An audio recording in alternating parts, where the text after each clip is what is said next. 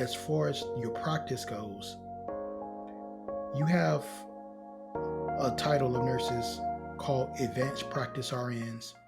These are your equivalent to your PAs. We call them APRNs for short, but the advanced practice RNs because in most states they have prescribing rights.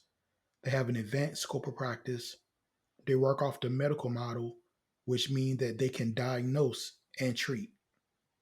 So the first advanced practice RN I want to talk about is nurse practitioners. Obviously, most people know, but there are different types of nurse practitioners.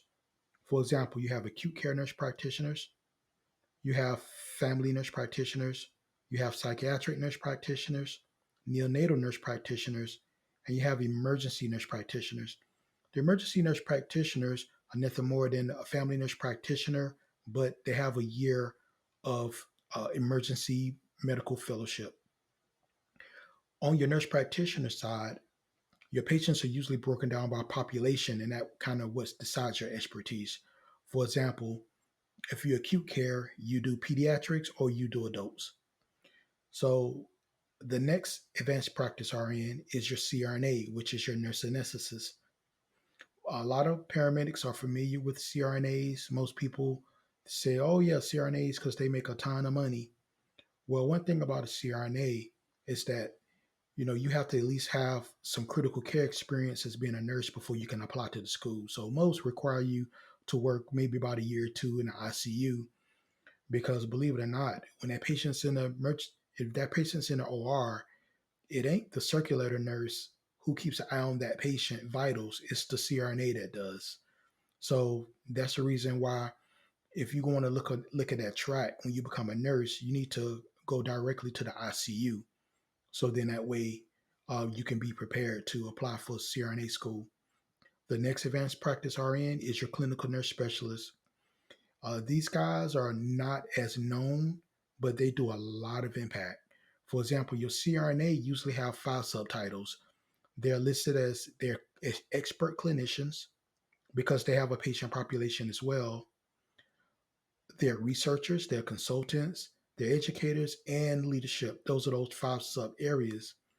And I got a little interesting story about working with a clinical nurse specialist. We had a situation in the hospital where we found out that patients with sleep apnea, undiagnosed, tend to have longer hospital stays.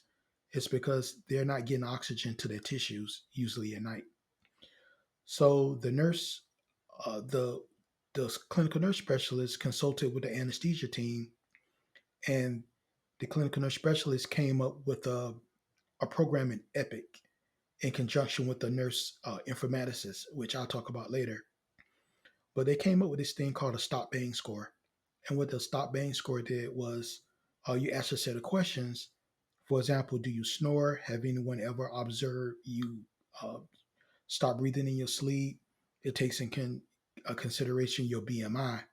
And it puts together a score that means you more than likely have sleep apnea.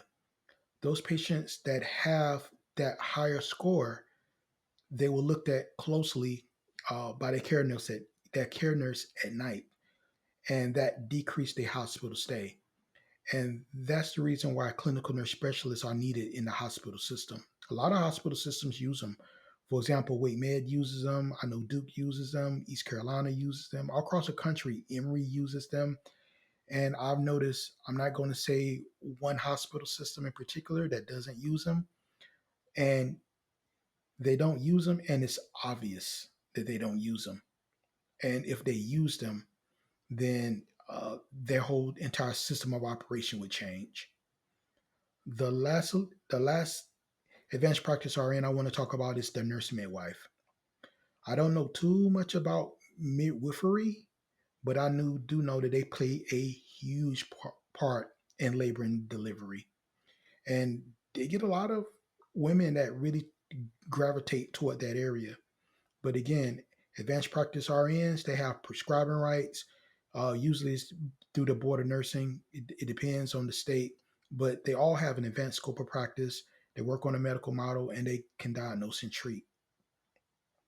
Now, on the leadership track, on the graduate side, you have your MSN in administration. Most of these nurses tend to go your nurse manager route or like your nurse director route. I know from a lot of the jobs that I've had, most of my nurse managers have all had their masters, and even the directors of those departments had either their masters or they had a doctorate. There's an education track, which is you can get your master's science in nursing and nurse education. These nurses tend to work on the hospital unit as being nurse educators. They can work in a hospital system in the nurse education department, but mainly they are the instructors at the community college and the universities. I know some board of nurses requires a MSN education degree to teach in school. It's a requirement. So that may be a track for you as well. Master Science in Nursing. We call this your nurse informaticist. These guys can kind of combine IT and nursing together. You have a PhD nurse scientist or researcher for those of you who want to get your PhD. And I think for me, looking at all this information, I kind of thought to myself, well, there's several tracks I like to go on. I may not just want to go down one track. Well, I found out that a lot of programs have combined programs. A lot of schools do. For example, I've seen MSN MBA programs. I think ECU just came out with one, if I'm not mistaken. East Carolina University, they have a Master of Science in Nursing MBA program. It's a dual track program to where you are literally a dual enrolled student in both programs, but when you complete both programs at the same time. You have a lot of combined nurse practitioner programs to where you could become dual certified.